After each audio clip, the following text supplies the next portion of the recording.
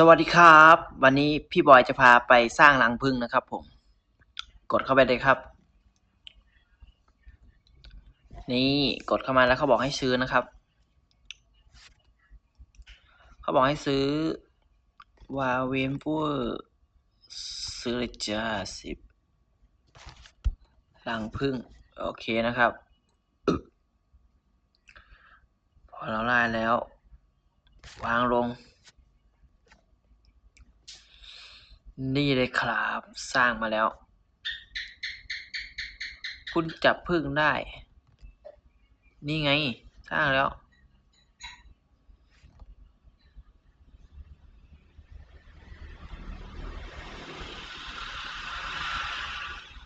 ขาย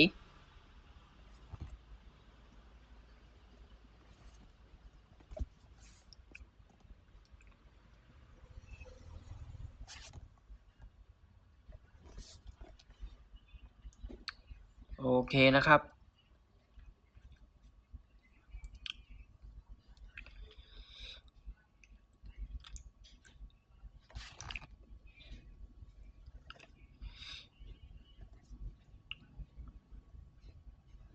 อันนี้น้องผึ้งจะทำน้ำผึ้งให้เรานะครับแล้วเราก็เอาไปขาย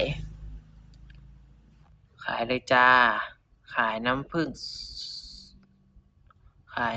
ทั้งหมดโอเคแล้วเราก็จะไปซื้อต้นไม้นะครับ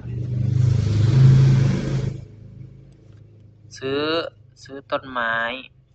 นี่ไงอืมตอนนี้เรามีอยู่10 เหรียญซื้อได้แค่ตัวนี้โอเครังผึ้งปุกนี่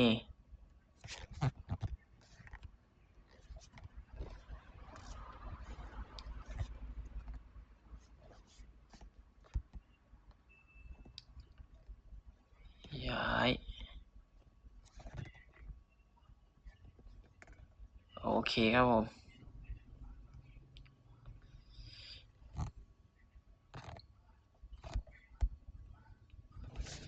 ได้น้ำผึ้งมาแล้วก็เอาไปขายครับกดขายเลยครับกดอันแรกนะครับอันที่ขายในเราไล่เงินมาแล้วเราก็ไปซื้อ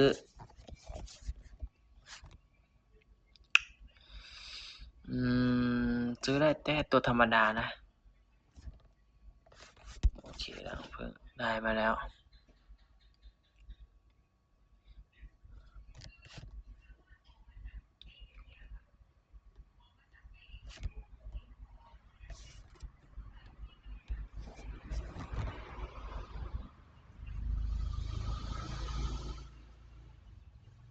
นี่ได้พึ่งตัวสีขาวโคตรจะเท่ตอนนี้เราก็มีพึ่ง2 ตัวแล้วนี่ไงเขาทำรังออกมาแล้วเดี๋ยวเก็บน้ำพึ่งตัวนี้ก่อนโอเค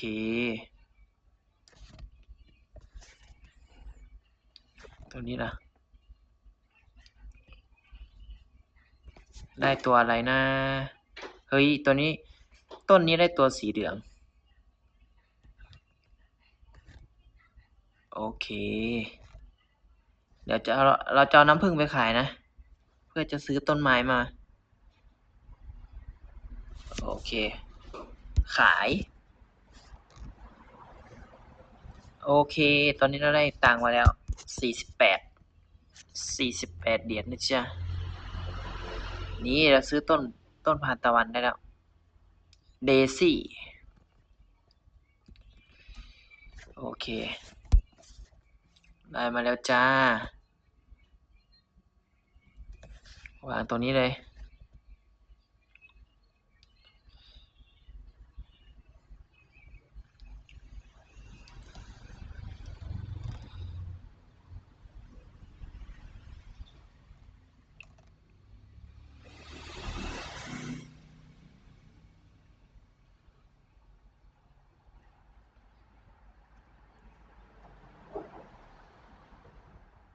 เดี๋ยวเราจะน้ำผึ้งไปขายก่อนขายได้เงินมา82 เหรียญเรามาซื้อต้นไม้ก่อนเราจะซื้อต้นตัวนี้นะ32 ต้น เคมาซื้อมาแล้ว2 ต้นวางตรงนี้วางตรงนี้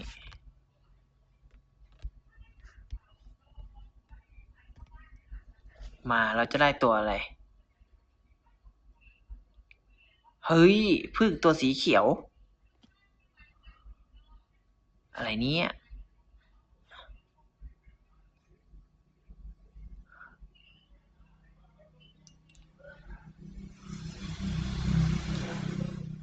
เดี๋ยวเรามาดูกันว่าอีก2 ต้นจะเป็นสีอะไร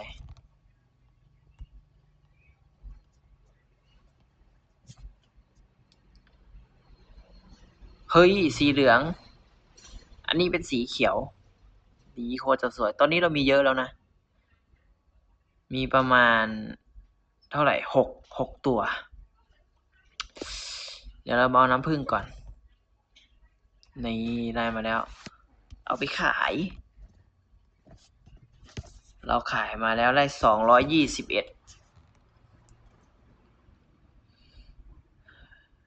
221ตอนนี้เราก็มีเงิน221เหรียญนะเดี๋ยวเราจะซื้อตัวนี้โอเคซื้อตัวนี้อีกต้นหนึ่งโอเคซื้อมาแล้ว2 ต้น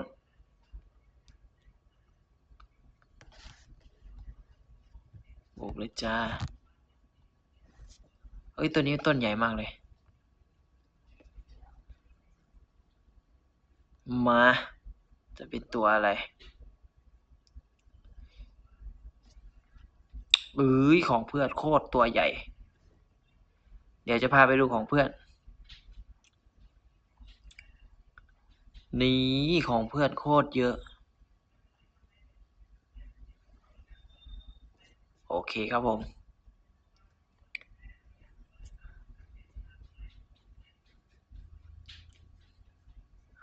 มาแล้วมาดูกันว่าตัวนี้จะได้ตัวอะไร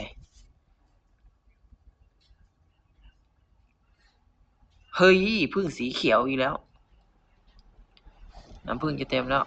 เอ้ยเอาไปขายเดี๋ยวเอาไปซื้อ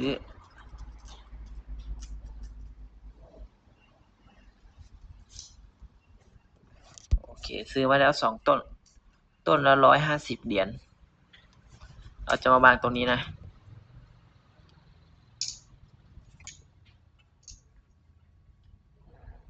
ไม่รู้ว่าต้นใหญ่ๆนี่จะเป็นตัวอะไร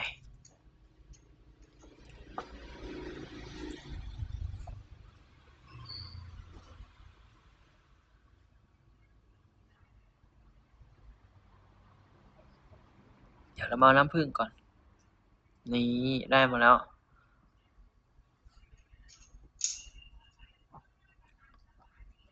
เดี๋ยวเราไปขายก่อน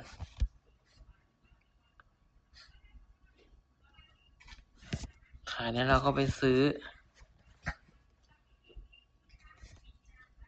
ไม่มีสต็อก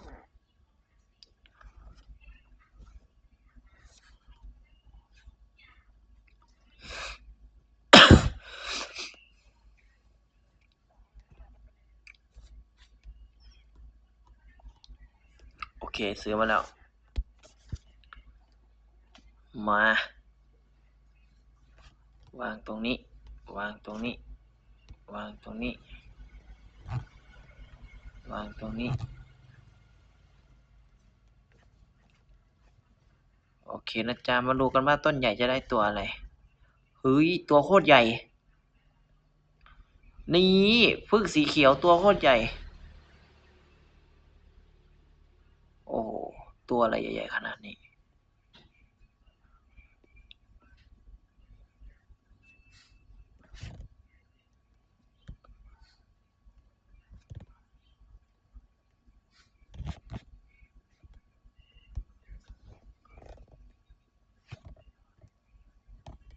มาดูกันว่าตัวอะไรบ้างฟึบเอ้ยสีขาว2 ตัวสีขาว3สีเหลือง1ว้าวได้ตังค์มาโคตรเยอะขายก่อน ขายแล้วก็ไปซื้อตอนนี้เราซื้อได้แล้วนะ750 เหรียญซื้อเลยจ้าซื้อได้อันหนึ่งป่ะไม่รู้ว่าตัวนี้จะต้นใหญ่แค่ไหนนี่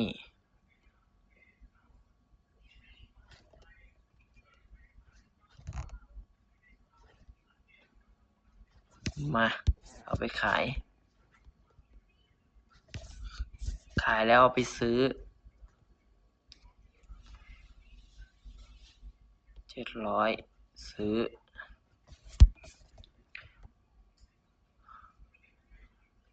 มาครับตอนนี้เราก็ซื้อเรียบร้อยแล้ววางตรงนี้เฮ้ยมาเลยจ้าได้ตัวอะไรสีเขียวกับสีเหลืองนะครับผม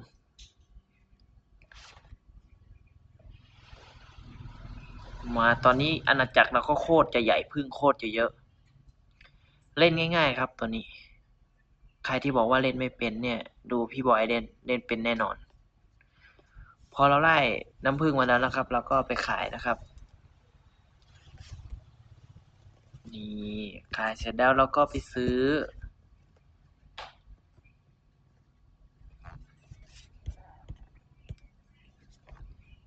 เลย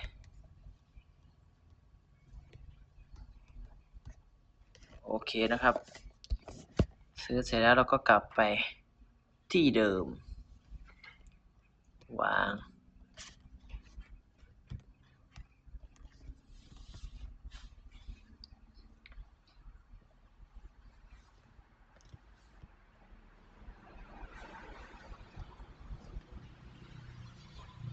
โอเคนะครับเดี๋ยวเรามานับกันว่ามีกี่ตัว1 2 3 4 5 6 7ประมาณ14นะครับ14ตัวโคตรเยอะนี่ไงเกิดมาใหม่แล้ว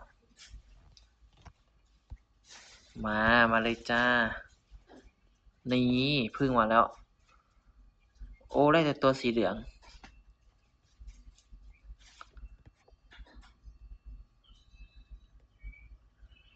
ว้าวได้เงินมาเนี่ยขวดโคตรใหญ่น้ำผึ้ง1,297L เอาไปขายสิคะขายแล้วก็ไปซื้อ1,000นะคะยังไงซื้อมา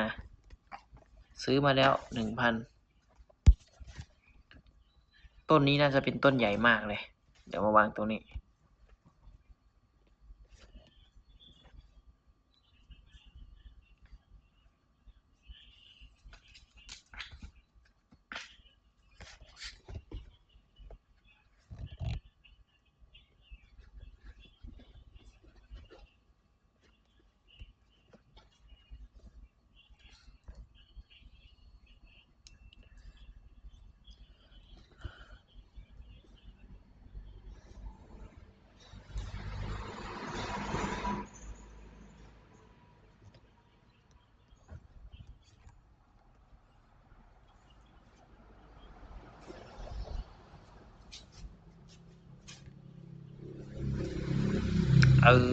ได้มาโคตรเยอะน้ำผึ้ง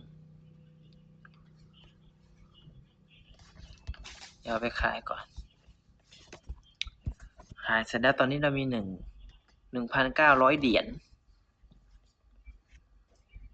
1,900น่าจะซื้อไว้ได้ตัวนี้5,000กลับไปบ้านก่อนนี่ตัวนี้เราโตแล้วไม่รู้ว่าจะได้ตัวอะไรมาดูกันตีเฮ้ยตัวสีเหลืองตัวอ้วนโอเคนะครับคลิปนี้ก็พอแค่นี้นะเดี๋ยวพี่วอยมาเล่นให้ดูใหม่ฝากกดไลค์กดติดตามให้ด้วยนะไปแล้วขอบคุณครับ